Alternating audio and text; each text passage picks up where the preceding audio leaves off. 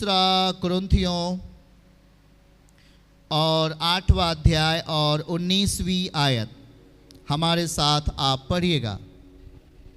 ये एक भक्ति में स्थितियों को सही करना है।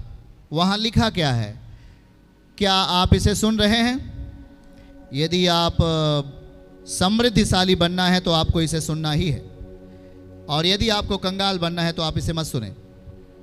कितने लोगों को समृद्धिशाली बनना है? तो आप इसे ध्यान से सुनो कि आप शक्तिशाली बनने वाले हो तो आपको वचन से ही जाना पड़ेगा।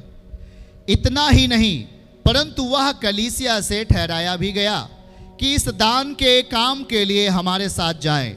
हम यह सेवा इसलिए करते हैं, बोलिए, हम यह सेवा, दान या बीज बोने की सेवा हम इसलिए करते हैं, तेजी में सब लोग बोलना, हम इसलिए करते हैं कि प्रभु की महिमा हो। नंबर 1 क्या होना है? दूसरा, हमारे मन की तैयारी प्रकट हो जाए।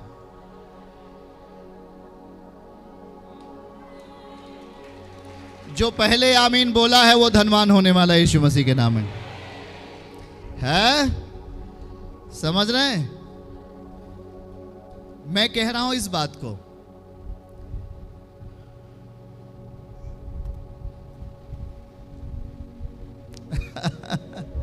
वाह जवानों, वाह, आप बहुत शक्तिशाली बनोगे।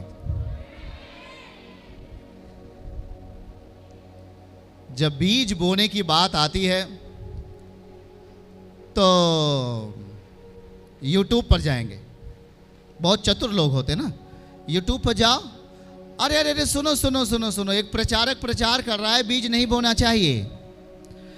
हाँ, वो नियम को अच्छे तरीके से तोड़ रहा है, इसलिए हम भी तोड़ देते हैं। और जी वहाँ गलत बताते, ये इंटरनेट वाला अच्छा बता रहा है ना, वहाँ बीज नहीं बोना चाहिए, ये सब गलत बात है। दूसरा कुरिन्थियों 8वां अध्याय और 9वां अध्याय जाकर आप घर पे पढ़ना है, बड़े ध्यानपूर्वक, जो पढ़ सकते हैं। ये पूरा का पूरा विषय केवल बीज बोने के विषय में है। याद रखो क्यों प्रभु इस बात को समझाना चाह रहे हैं आपको, क्योंकि कहीं न कहीं हम वचन में तो आगे बढ़ना चाह रहे हैं। कितने लोग वचन में बढ़ना चाह रहे हैं? वाह। विश्वास में कितने लोग बढ़ना चाह रहे हैं? वाह। आप महिमा में बढ़ना चाह रहे हैं, सब कुछ में बढ़ना चाह रहे हैं, इस दान के काम में बढ़ना चाहेंगे। अगर आप यहाँ के मेंबर हो तो आपको ज़्यादा से ज़्यादा बीज बोना है। और कौन बीज बोएगा? जिसके पास नहीं है। कुछ तो कह रहे हैं, पास्टर जी पागल तो नहीं हो गए हैं, जिसके पास नहीं है वो कैसे बोएगा? प्रभु कह रहा है मैं उन्हीं से लेना चाहता हूं ताकि वो गवाह के रूप में खड़े होंगे।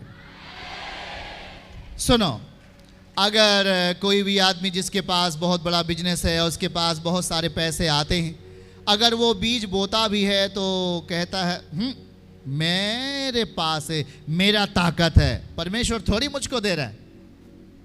वो कहेगा कि ये मेरी काबिलियत है, और वो वचन के ऊपर अपने आप को लेके आता है।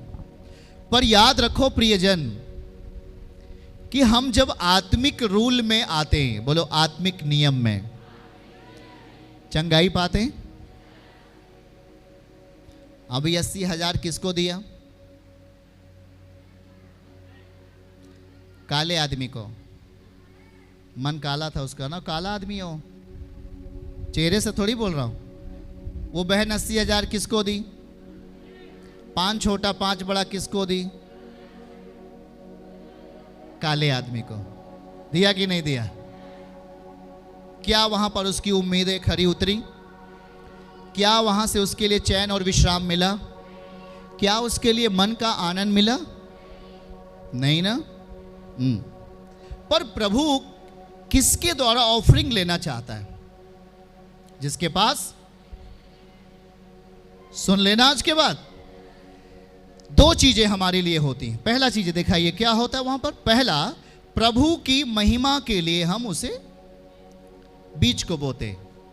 पहला, यह सेवा हम इसलिए करते हैं ताकि प्रभु की, क्या उसे आप बाइबल में नोटिस कर रहे हैं?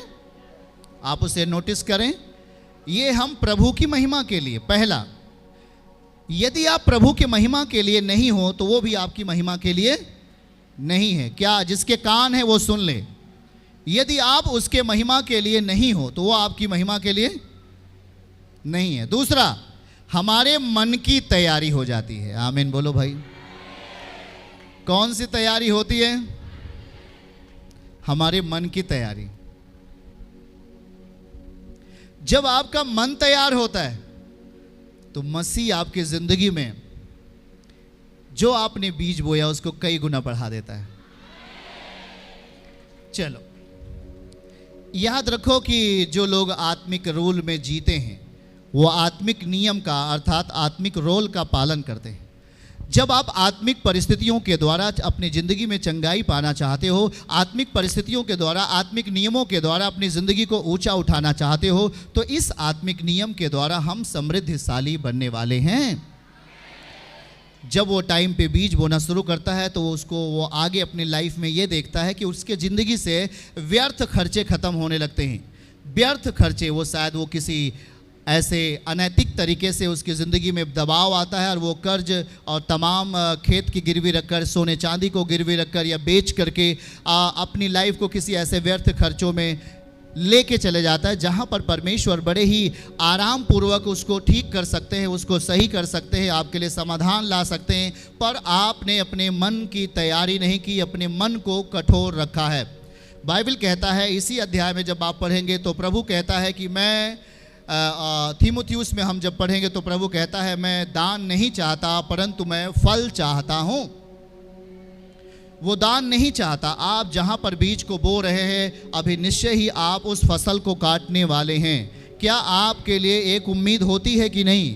जब आप एक गेहूं के बीज को बो देते हैं तो आपके पास एक उम्मीद होती है कि निश्चय ही मैं अगली फसल को काटूंगा। हाँ या ना?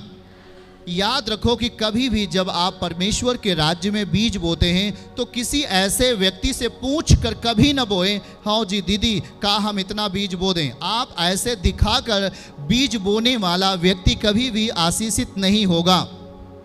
सुन रहे हैं आप? मुझे मालूम है कि परमेश्वर मुझसे कह रहा कि हाँ तू अपनी पूरी संपत्ति बो दे, अपना तू अधिकाई का धन बो दे जो तेरे पास है। पर जब आपने किसी कठोर व्यक्ति वाले से कहा, हे बहन क्या मैं अब परमेश्वर के राज्य में बीज बोऊं, तो वो अपना तरकीब, अपनी योजनाएं आपको बताता है, क्योंकि वो खुद आशीषित नहीं है, इसलिए उस स्तर की बातें आपको समझा देता है और आप भी उसकी बात मानकर उसी स्तर पर जब आप अपने आत्मिक रूल को पूरा करते हो तो सेम उसी की तरीके से आप भी बने रहते हो और आप में कोई भी बदलाव दिखाई नहीं देता। मैं ये कह रहा हूं आज वेदी पर से, सुनो, जो बीज बोएगा वो बीज प्राप्त करेगा। सुन लेना इस बात को, जो बीज बोएगा वो बीज को प्राप्त करेगा। मैं नहीं कर रहा, यीशु पिता समझा रहे हैं। समझ रहे हैं कि नहीं? बीज बोने वाले को बीज देना पड़ेगा ताकि वो बीज को बो सके और आपको बीज मिले और आपका फल हमेशा के लिए बना रहे। परमेश्वर के प्रिय लोगों, याद रखना, कभी भी यहां पर ऐसे कई ऐसे लोग होते हैं कि भाई जब अपना दसवांश को लेकर आते हैं तो स्पेशली किसी प्रभु के दास को जो हमारी टीम है उनको बुलाकर, ओ जी भैया जी हमने दसवांश लाए, इसको आप लीजिए ना। आप किसी व्यक्ति को अपना ऑफरिंग व्यक्तिगत नहीं सौंपें।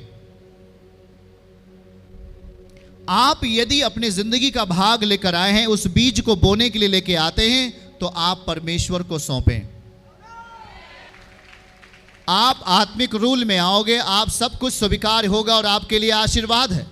बहुत लोगों ने कहा कि मुझे वहां आशीर्वाद नहीं मिला इसलिए मैं यहां आना शुरू किया और मेरे जीवन में आशीषें आई।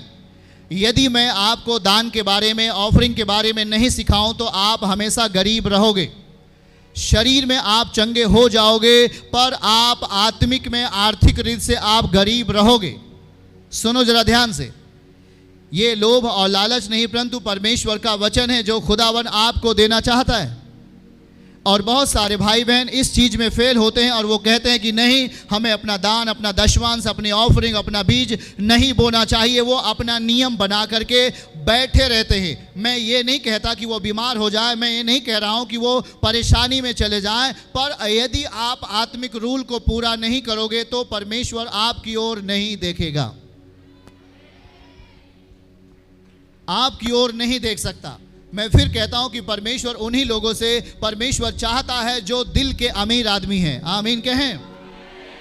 वो प्रभु कह रहा है कि जब तुम परमेश्वर के राज्य के लिए बीज बोते हो तो आप अपने मन को तैयार करते हो। किसी ने कहा गरीबी, किसी ने कहा तमाम शैतानिक शक्तियां मेरे पैसे को चुरा रही थी, जैसा अभी इस बहन ने गवाही दिया। उसकी बेटी को मिर्गी आती थी और उसने बहुत सारे जगहों पर अपने खेत को गिरवी रख दिया। सही है कि नहीं? क्या आपके कान हैं तो सुन लो। मैं नहीं कह रहा, यीशु पिता आपको कह रहे हैं कि उसने अपने खेत को गिरवी रख दिया और वो परेशान हो गई थी। पर जब यीशु ने उसे अपने पास बुला लिया तो परमेश्वर का वचन उसके जीवन में पूरा हुआ। यदि वो बहन यहाँ बैठी है तो मैं कहूँगा कि वो अपनी ज़िंदगी में सबसे ज़्यादा और सबसे बढ़कर बीज बोने के लिए हमेशा तैयार रहे, क्योंकि वो जिसने खोया है, जितना खोया है उसके 100 गुना वो पाने वाली है यीशु मसीह के नाम में।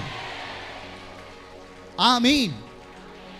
दाऊद जो पिता था उसने अपनी पूरी जीविका परमेश्वर के भवन के लिए बो दिया। परमेश्वर बीज बोने वाले सीखो और वचन को समझने वाले सीखो।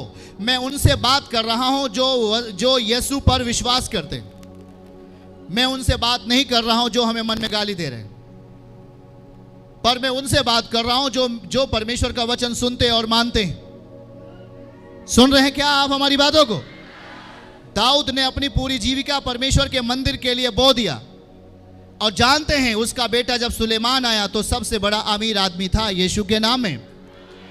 बाइबल आप जब पढ़ लीजिएगा तो पहला दूसरा राजा और दूसरा इतिहास तो उसमें सीधा सीधा लिखा है कि उसके पास ईंट पत्थर के समान चांदी और सोने उसके घर में पड़े रहते थे। कारण यह था उसकी अमीरी का, क्योंकि उसके पिता दाऊद ने बीज बोया था। और वही प्रक्रिया आज भी आत्मिक रूल में पूरा होता है। तो जब आप पक्के बनते हैं बीज बोने वाले तो परमेश्वर आपके लिए पक्का बनता है आशीष देने वाला। आमीन। क्या आप बातों को समझ रहे हैं? याद रखो कि हम हर स्तर से अपने आप को तैयार करते हैं कि कहीं भी हमारे अंदर कोई चूक ना रह जाए, कोई चूक ना रह जाए। याद रखो कि मैंने बीते समय में आपसे कहा कि अगर आप दारू बेचकर ऑफरिंग दे रहे हैं तो आप कभी मत दें। आप अगर व्यभिचार करके पैसे कमा रहे हैं तो उसको कभी भी आप ऑफरिंग में नहीं डालें। जब तक आप सुधर नहीं जाते हैं कभी भी आप उसे नहीं डालें प्रभु के राज्य में। सुन रहे हैं क्या हमारी बात? आप चोरी करने वाले धन को परमेश्वर के राज्य में नहीं बो सकते। मैं सख्ती से आपको मना करता हूं, मैं सख्ती से आपको कह रहा हूं, क्योंकि कभी भी अगर आप पाप किए हुए धन को अगर आप परमेश्वर के लिए उस ब्लैक को व्हाइट में बदलना चाहते हैं तो आप कभी आशीष के पात्र नहीं बनेंगे। इसलिए सुनो, परमेश्वर हमें हर चीजों से लाभान्वित करते हैं। शायद मैंने बीते समयों में कई जानवरों को यहाँ पर चर्च में बंधे हुए देखा और भेड़ और बकरियों को। उन्होंने कहा ये मेरा दशवांश है जो जानवरों का है, मैं इसे परमेश्वर के भवन में लेके आया हूं। मैंने कहा प्रभु इसे तो 100 गुना आशीष दे। आमीन। याद रखो कि जब हमारे पास पैसे आते हैं तो हम उसका दशवांश निकालते हैं और हम बीज बोते हैं। दशवांश अलग चीज होता है, बीज वो चीज है जो उसके दशवांश निकालने के बाद जो बचता है, जो हम अपनी इच्छा से विश्वास के दम पर बोते हैं, उसको बीज कहते हैं। आमीन। हमारे जानवरों में आई हुई आशीष को हम क्यों अकेला छोड़ते हैं?